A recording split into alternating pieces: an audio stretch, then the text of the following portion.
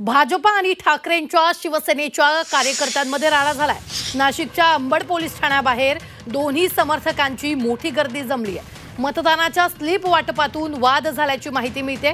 तर नाशिक पश्चिम विधानसभा मतदारसंघात असलेल्या सावतानगर परिसरात दोन गटात हा वाद झालाय। पोलिसांचा मोठा बंदोबस्त इथं तैनात करण्यात आलाय। परिसरात गोंधळाचं वातावरण पाहायला मिळतंय। तर या संदर्भात ताजे अपडेट देत आहेत आपले प्रतिनिधी योगेश खरे। योगेश, सध्या जर आपण पाहिलं तर दोन्ही गटात हा राडा झालेला आहे, काय नेमकं घडलं होतं, काय कारण?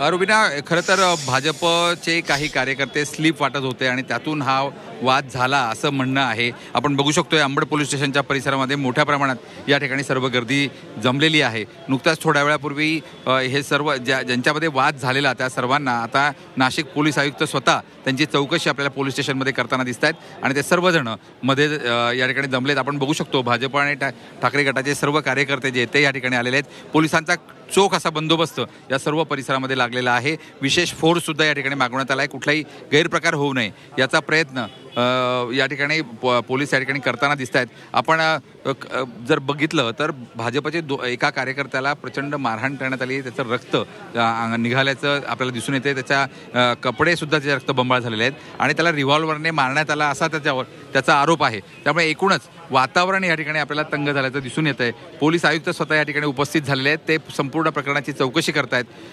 या सर्व जे काही साक्षीदार होते त्या साक्षीदारांना सुद्धा या ठिकाणी बोलवण्यात आलेलं आहे आणि त्यांच्याकडून सर्व माहिती घेण्याचा प्रयत्न या ठिकाणी केला जातोय।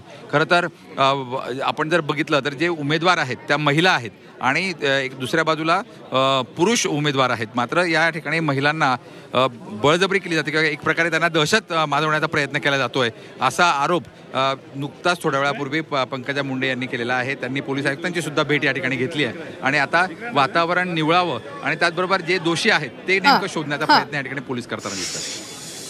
निश्चितच धन्यवाद योगेश ताजे अपडेट देण्यासाठी। आम्ही वेळोवेळी तुमच्याकडून या संदर्भातले ताजे अपडेट जे ते घेत राहणार। तुर्तास आपण पाहतोय की यावेळी दोन्ही गटांमध्ये राडा झालेला आहे।